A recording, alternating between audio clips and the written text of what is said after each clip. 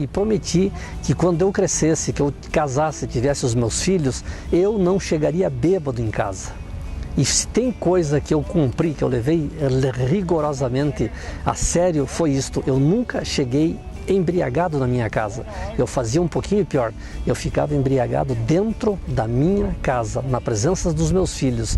Então, como eu achava feio uma coisa que eu via acontecer na minha casa, eu estava fazendo muito pior com os meus filhos naquele momento. Eu nasci numa pequena cidade no interior do Rio Grande do Sul, chamada São Luís Gonzaga. Pertenço a uma família muito tradicional naquela região, onde os meus ancestrais são os fundadores daquela comunidade, daquela cidade. E nós tínhamos dois ramos naquela família, dois ramos muito importantes. Um que detinha naquele local, naquele momento, naquela localidade, detinha o poder econômico, e a outra que não tinha dinheiro. E por não sei que cargas d'água, eu nasci no lado que não tinha o poder econômico na mão, mas tinha, isto sim, um orgulho de pertencer àquela família. E nós, como criança, fomos ensinados, fomos orientados a ter muito orgulho de pertencer àquela família, àquele nome. Então, para nós, aquele nome era extremamente importante.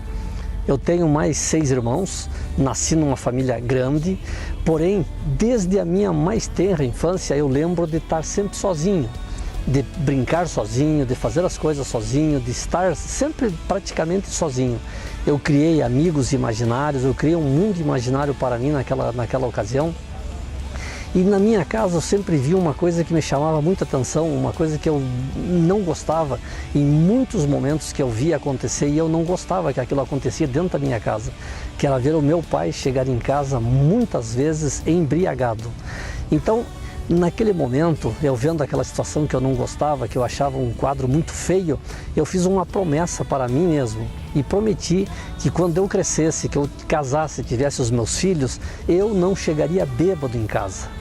E se tem coisa que eu cumpri, que eu levei rigorosamente a sério, foi isto. Eu nunca cheguei embriagado na minha casa. Eu fazia um pouquinho pior. Eu ficava embriagado dentro da minha casa, na presença dos meus filhos.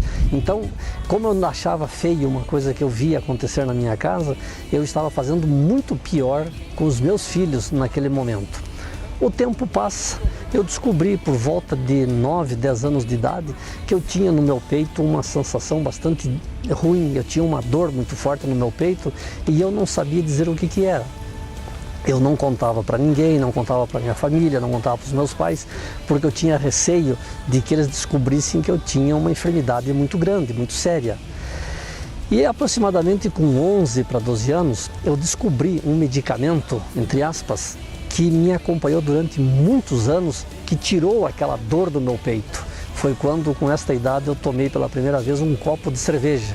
Aquilo me deu uma tranquilidade, me deixou alegre, me deixou feliz, e eu achei que aquilo poderia ser uma coisa que poderia me ajudar durante a minha vida. Todas as vezes que eu tinha alguma dificuldade, todas as vezes que eu tinha algum problema, todas as vezes que eu estava triste ou estava alegre, era motivo para beber. E a minha vida continuou nessa situação, fui crescendo com um sonho. Eu sempre tive um sonho muito grande de fazer um curso superior, e o meu sonho era ser engenheiro. Eu desejava do fundo do meu coração ser engenheiro. Sendo que numa ocasião eu fui fazer um teste vocacional para saber que curso que eu deveria fazer, e nesse teste vocacional deu que o único curso que eu não deveria fazer era engenharia, porque as minhas notas de física e de matemática eram muito ruins. Foi naquele momento que eu resolvi que eu deveria aprender e estudar a fundo física e matemática, porque era a única forma que eu tinha para poder trabalhar com afinco para mudar a minha história, mudar a minha vida, mudar a minha situação. Então foi o que eu fiz, eu fui aprender com muito empenho, com muita vontade, a essas duas matérias que para mim eram extremamente importantes para o curso que eu sonhava em fazer lá na frente. Muito bem, o tempo passou. Eu fui fazer cursinho, me preparei, fiz o vestibular, passei no vestibular numa grande cidade no Rio Grande do Sul, na cidade de Caxias do Sul, para onde que eu fui para lá fazer o curso de engenharia mecânica. Quando eu comecei o curso de engenharia mecânica, eu me imaginava que todos os meus problemas, todas aquelas dificuldades que eu detinha lá no interior, eu tinha deixado para trás. Mas eu me enganei.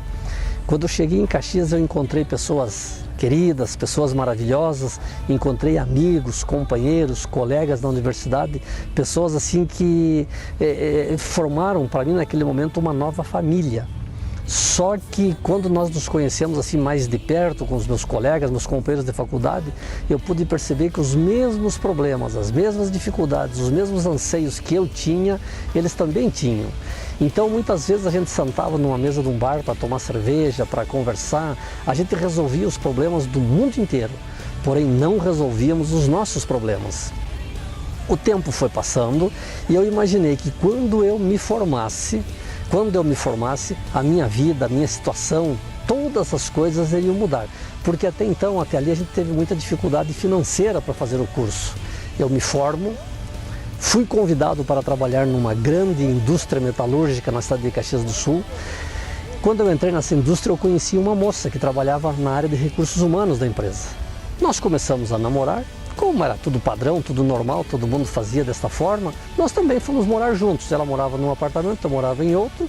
Quando estávamos tudo bem, nós ficávamos numa casa ou em outra.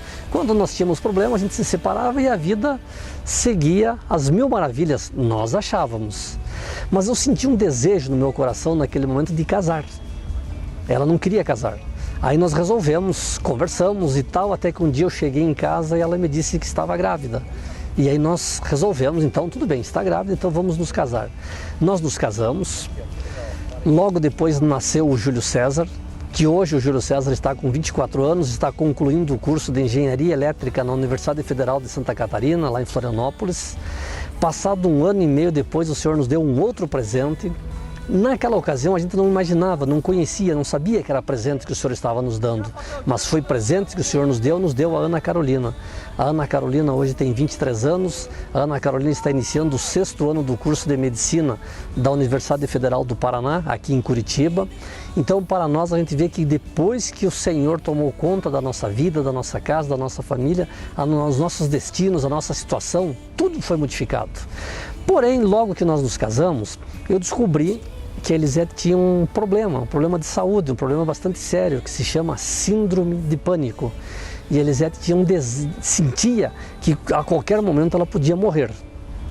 Como naquele momento eu achava que todos os problemas da minha vida era minha esposa, eu não fazia nada de errado e tudo era ela, eu resolvi tomar uma atitude assim bastante importante e eu fiz um seguro de vida importante, que se ela morresse, eu receberia o seguro. Porque daí eu pensei, ela morre, eu fico com o dinheiro, fico com as crianças, caso de novo e vou seguir a minha vida adiante. Porém, não aconteceu nada disto. Nós resolvemos, naquele momento, montar um negócio próprio. Abrimos um negócio na cidade de Caxias do Sul, eu saí da empresa que eu trabalhava, montamos o negócio, começamos o negócio, como nós começamos, nós quebramos. Fomos literalmente à falência. E aí eu não sabia mais o que fazer. Aquele cara arrogante, aquele cara orgulhoso, aquele cara que sabia todas as coisas, não sabia resolver uma situação simples que surgiu na frente dele. Foi quando nós resolvemos ir embora para Curitiba. Quando nós chegamos em Curitiba, começamos tudo do zero. Chegamos aqui numa situação lastimável. Saímos de uma casa grande, com só banheiro tinha 4 e viemos morar numa casa que eu costumo brincar aqui em Curitiba, uma 3x4, uma mini casa, onde passamos muitas dificuldades, mas conseguimos dar a volta. Fui trabalhar logo numa grande empresa multinacional japonesa aqui na cidade industrial e nesta empresa eu trabalhava de tal forma que eu entrava de segunda a segunda às 7 da manhã e saía às 10 da noite. Óbvio que eu consegui resultados, cresci, as coisas começaram a acontecer novamente, comecei a ter um salário diferente, mas eu esqueci da minha família, esqueci da minha casa. E a situação foi andando de uma forma normal, final de semana, muitas bebedeiras, festas, bagunças dentro de casa, mas a família nada. Foi quando, num churrasco, num domingo ao meio-dia, nós fomos informados que existia aqui em Curitiba uma associação de homens de negócio, que fazia eventos, que organizava jantares, que reunia famílias e falava de um amor de um Deus que eu não conhecia até aquele momento. Foi que daí eu falei para minha esposa, digo, vai conhecer essa associação, descubra o que eles fazem, descubra como é que ela funciona, o que é a finalidade deles. Foi quando ela foi participar e descobriu que se chamava Associação de Homens de Negócios do Evangelho Pleno. Tinha um evangelho no meio. Quando eu descobri que tinha esse evangelho no meio, eu me assustei. Digo, eu não quero participar desta associação, porque eu acho que não vale a pena, não vou me envolver com um povo que não tem nada a ver comigo, não me interessa participar deste evento, desta associação. Muito bem. Só que essa associação organizava eventos como chás, jantares, cafés da manhã para as famílias, para as mulheres principalmente. Foi quando ela foi participar de um chá e ela voltou diferente para casa. Na sequência, nós fomos convidados para participar de um jantar. Foi quando eu disse para ela que eu não ia no jantar. Naquele dia do jantar, o respectivo dia do jantar foi 31 de agosto de 1996. Eu montei uma estratégia, montei um plano para não ir no jantar. Digo, eu vou me embriagar, vou ficar literalmente embriagado e não vou no jantar. Eu comecei a beber por volta de 11 horas da manhã daquele sábado e fui tomei 1 litro de uísque antes do almoço, depois tomei cerveja durante toda a tarde, cheguei no final da tarde, eu estava literalmente embriagado, digo, não vou no jantar. E a Elisete, orientada pelas mulheres da associação, disse, não, traga ele do jeito que ele está. E eu fui no jantar completamente embriagado. Quando eu cheguei no jantar, a coordenadora do apoio feminino do capítulo disse que precisava me conhecer. Quando aquela mulher se aproximou de onde eu estava, ela se transformou na minha frente. A roupa dela ficou toda ela como se tivesse colocado uma capa de prata sobre ela e em cima da cabeça dela, uns 2 metros mais ou menos, vinha uma luz dourada. Quando aquela mulher se aproximou de onde eu estava, ela me deu um abraço e me cumprimentou. Quando ela deu um passo atrás, eu fiquei sóbrio, da mesma forma que eu estou aqui nesta manhã. Naquele dia eu digo, eu quero entrar nesse evento, eu quero saber o que tem aí. E naquela noite eu fiz o maior negócio da minha vida. Eu fiz um contrato irrevogável com o Senhor Jesus e Ele tomou conta da minha vida, da minha casa, da minha família. Eu pude fazer algo tremendo, que foi pedir perdão para a minha esposa por todas as coisas que eu tinha feito de errado até então. Eu pude pedir perdão para o meu filho, especialmente para o meu filho, porque ele tinha sido concebido fora do nosso casamento. E naquele dia que nós pedimos perdão para ele, o Senhor curou ele de bronquite asmática. Eu pude também fazer algo espetacular, que foi pedir perdão para o meu pai por todas as coisas que tinham acontecido até então dentro da nossa casa e no meu relacionamento com ele, por todas as coisas que muitas vezes eu também estava fazendo de errado e eu achava que estava fazendo as coisas certas. Desde aquele dia, 31 de agosto de 1996, a nossa vida tem andado numa situação muito diferente. Nós temos problemas hoje, é óbvio, mas os nossos problemas hoje eles são resolvidos de uma forma muito tranquila. Até as nossas brigas dentro de casa são resolvidas de uma forma muito tranquila, muito diferente, porque hoje nós temos alguém que comanda, que cuida, que nos orienta, que nos ensina, que é o Senhor Jesus. Porque Ele sempre dizia para nós que Ele estava na porta da nossa casa e batendo na porta do nosso coração e querendo entrar. E naquele dia nós abrimos a porta do nosso coração e deixamos Ele tomar conta de todos os nossos sonhos, de todas as nossas dificuldades, de todos os nossos anseios, e Ele mudou literalmente a nossa história. Aquela dor, aquela coisa que eu tinha no meu peito, que aquilo era ansiedade, era um estresse, era uma mágoa, aquilo simplesmente desapareceu. Hoje eu posso dizer que eu e a minha casa, nós servimos ao Senhor Jesus. Eu estou muito feliz, muito contente hoje de servir a um Deus que muda, transforma e modifica a história da minha vida, da minha casa e da minha família, pelos presentes que Ele tem me dado até aqui. Filhos maravilhosos, uma família tranquila, e hoje eu vejo quanto é importante você segurar na mão do Senhor Jesus de uma forma firme, segura, tranquila, porque Ele está te esperando. Ele deseja que você venha, que você caminhe em direção a Ele. Como é bom ouvir depoimentos de vida, de quando Deus vem e transforma a vida de uma pessoa.